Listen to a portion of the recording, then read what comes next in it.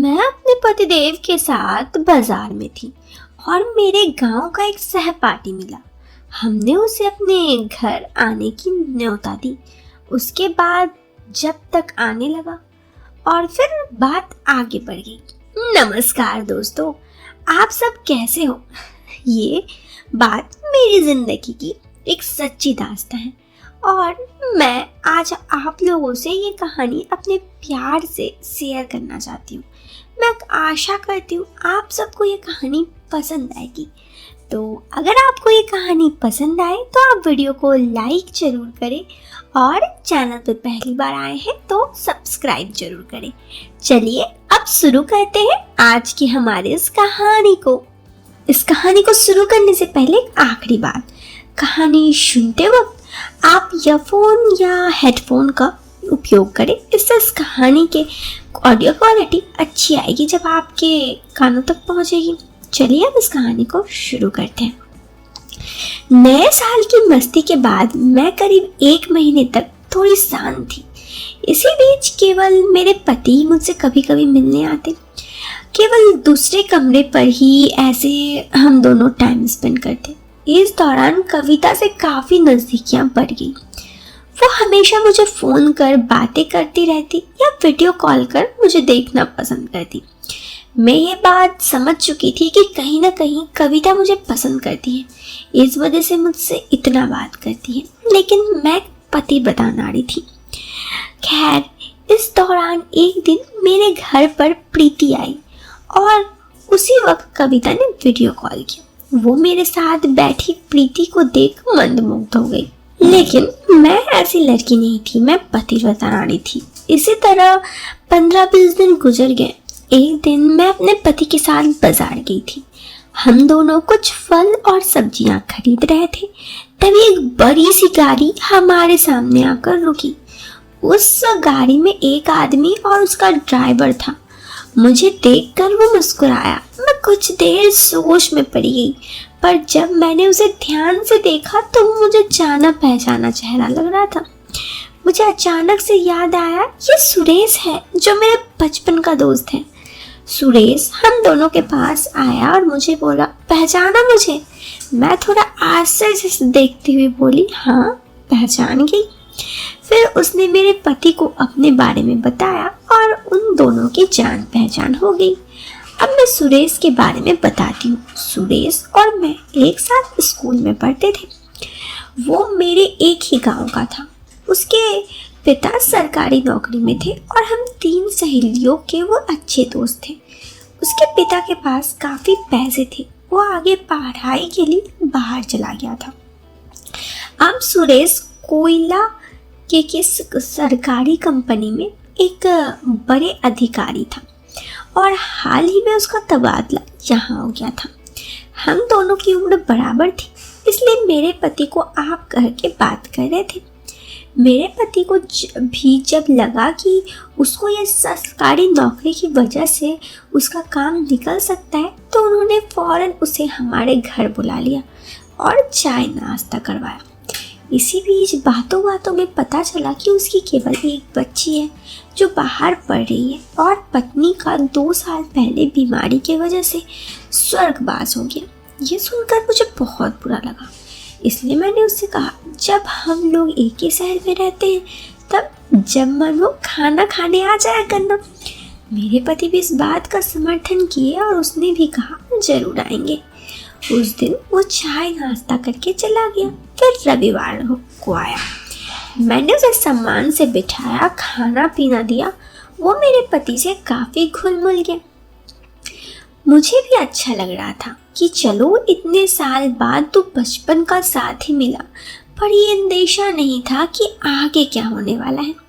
खैर, इसी तरह करीबन 1 महीने तक हर शनिवार और इतवार को वो हमारे घर आ जाता। कभी दिन या कभी रात में आ जाया करता था और हम लोगों की अच्छी बनने भी लगी थी। फिर एक दिन की बात है, मेरे पति बाहर गए थे, मैं अकेली थी।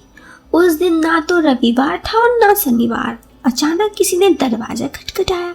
मैंने दरवाज़ा खोला तो सामने सुरेश था। मुझे कोई खासा हैरानी नहीं हुई, वो मेरे बचपन का दोस्त था। वो अंदर आया तो मैंने उसे बिठाया, खाना आदि खिलाया। खाना खाते हुए उसने बताया कि आज उसे डॉक्टर के पास जाना था, इसलिए छुट्टी ले रखी थी। मैंने तो भी खाना खा लिया था। फिर हम दोनों बातें करने लगे। हम अपनी पुरानी बचपन की यादें करते हुए हंसी मजाक करने लगे। तब उसने बताया कि उस समय उसने मुझे एक पेन दिया था जो कि 2 रुपए का था और मैंने अभी तक उसका उधार नहीं चुकाया है। बात अभी इसी एक बिंदु में अटक गई और हंसी मजाक करते करते मैं उसके पैसे देने चली गई। खैर, उस वक्त का 2 रुपया का हिसाब से बहुत ज़्यादा था। हमारे इसी बीच हंसी मजाक चलता रहा और मैं पैसे के हाथ में ज़बरदस्ती थमाने लगी। इसी लेने की ज़बरदस्ती में मैं अचानक उसका हाथ टकराया और हम दोनों शांत हो गए। उसे भी शर्मिंदगी का एहसास हुआ और नजरें झुका ली, तो मैं भी शर्माती हुई अलग होकर बैठ गई। थोड़ी देर हम यूं ही बैठे रहे और चुप बैठे रहे। फिर उसने जाने का बोला और जाने लगा। वो अभी दरवाजे तक नहीं पहुंचा। पता नहीं मेरे मन में क्या आया, मैंने उसे रुकने बोल दिया। वो अभी दरवाजे तक नहीं पहुंचा था और मैंने रुकने बोल दिया। मैंने कहा, रुक जाओ, अकेले मेरा मन नहीं लग रहा है, थोड़ी देर और बातें कर लेते हैं। वो भी शायद इसी ऑफर का इंतज़ार कर रहा था। खैर, वो रुक गया और वापस आकर बैठ गया। हमने फिर से हल्की फुल्की बातों को शेयर करना शुरू कर दिया था और एक दूसरे से फिर से बातें करना शुरू कर दी। फिर बात उसके अकेलेपन की शुरू हो गई। उसने बताया कि उसके पत्नी के गुजरने के बाद वो बिल्कुल अकेला हो गया था। मैं भी अपने जीवन की सारी बातें कहना शुरू कर दी।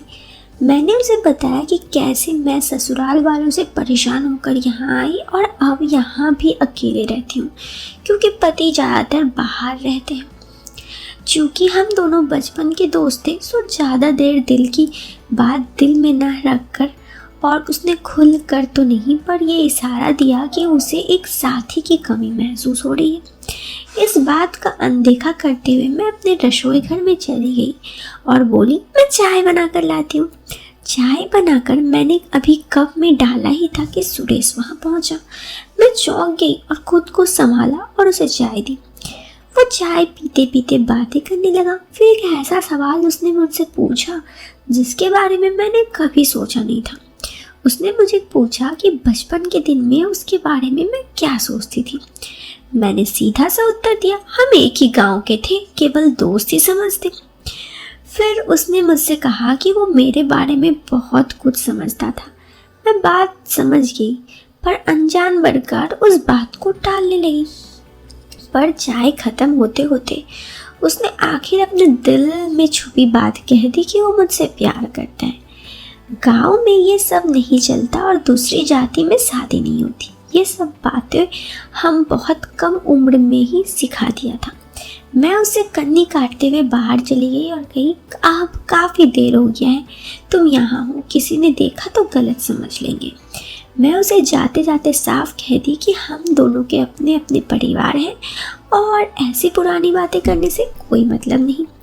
वो रुखे मन से चला तो गया पर मुझे कुछ अलग सा महसूस हो रहा था।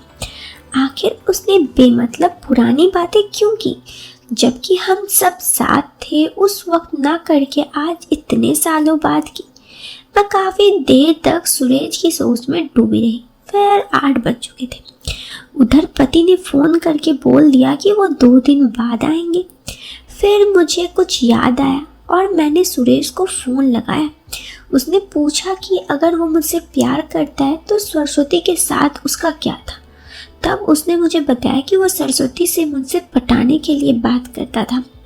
मैं नहीं जानती कि वो सच कह रहा था या झूठ, पर मुझे उस वक्त ऐसा लग रहा था कि दोनों का चक्कर है।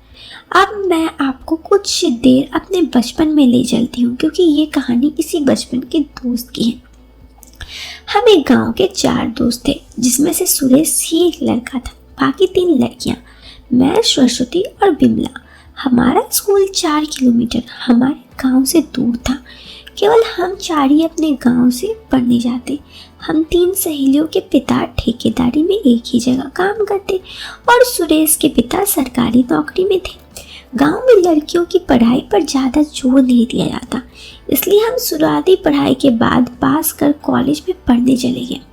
बिमला और मैं और सरस्वती इंटर के बाद गांव में ही हो रही और फिर सबसे पहले उसी की शादी हुई। सुरेश 10वीं के बाद ही बाहर चला गया, पर जब कभी गांव आता तो हम सबसे जरूर मिलता। उसका रुझान ज़्यादातर सरस्वती पर ही रहता। इस वजह से बिमला मुझसे कहा करती कि इन दोनों का चक्कर है, पर उस समय ये प्यार मोहब्बत करना तो दूर की बात, लोग आपस में बात भी नहीं करते। खासकर गांव का माहौल तो बहुत ही अलग होता। जात पात के समाज में भेदभाव रहता। हमारे गांव में 3 अलग अलग जाति के लोग थे, जिनमें से हम चारों में से मैं और बिमला की जाति एक थी। बाकी सरस्वती और सुरेश अलग अलग जाति के। पर चाहे जितनी भी बंदिश हो, लोग जिनको मौका मिलता अपनी तरह से छुपम छिपाई कर मौज मस्ती कर ही लिया करते। वैसे 10वीं तक तो हमें इन सब चीज़ों के बारे में पता नहीं था, ये सब कॉलेज जाने के बाद ही पता चला। कॉलेज में बहुत से लड़के हमको परेशान करते, मगर हम सब बच के रहते, क्योंकि वो ऐसा ज़माना था जहाँ बहुत कुछ मायने रखता था कि शादी के पहले अगर किसी भी लड़की का रिलेशनशिप हो तो फिर शादी देने में दिक्कत होती थी, या फिर उसके पति उस पर अच्छा नहीं समझते। अभी का दौर बहुत बदल गया है। आजकल इन सब बातों का कोई मायना नहीं रखता। आजकल की फिल्में भी ये सब दिखाया जाता है। उस दिन मैंने उसे साफ साफ कर दिया तो ये सारी बातें पर मेरे दिमाग में चल रहा था, आखिर इतने सालों बाद सुरेश से मुझसे आज ये बात क्यों कही। उस दिन मैंने उसे साफ साफ कह दिया। इसके बाद दोबारा ना चर्चा करे और मैंने फ़ोन रख दिया। पर मेरी बेचैनी कम नहीं हो रही थी। मैं सोच में डूब गई और पुरानी ज़िंदगी में खो गई। रात भर यही सब सोच सोच कर सोई ही नहीं। एक एक कंकड़ियाँ खुद जोड़ने लगी। क्या मैं सरस्वती और सुरेश पर ज़्यादा ध्यान देती? क्या बिमला से उसके बारे में सुनना चाहती? क्यों? एक समय के बाद सरस्वती से जलन सी होने लगी थी। अगली सुबह जल्दी ही नींद खुल गई, जबकि मैं रात में देर से सोई थी।